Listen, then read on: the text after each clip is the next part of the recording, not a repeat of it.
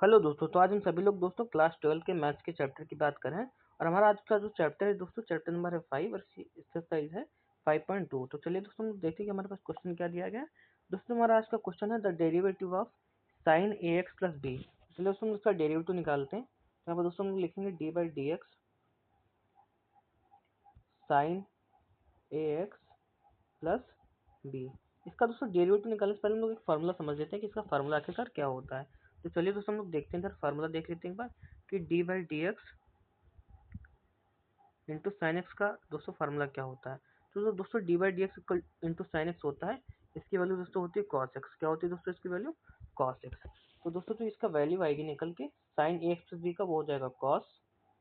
और दोस्तों ये है हमारा एक्स, तो इसको हम लोग यहाँ पर लिखेंगे ए एक्स प्लस बी।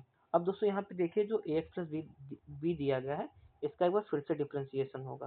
तो हम लोग दोस्तों इसका फिर से एक बार डिफ्रेंसिएशन करते हैं।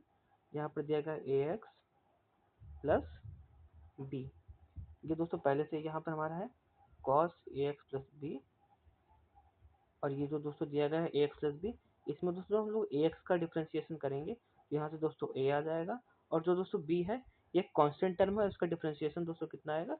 0। तो हमारा दोस्तों ये राइट आंसर हो जाएगा cos into a x plus b into a. Thank you.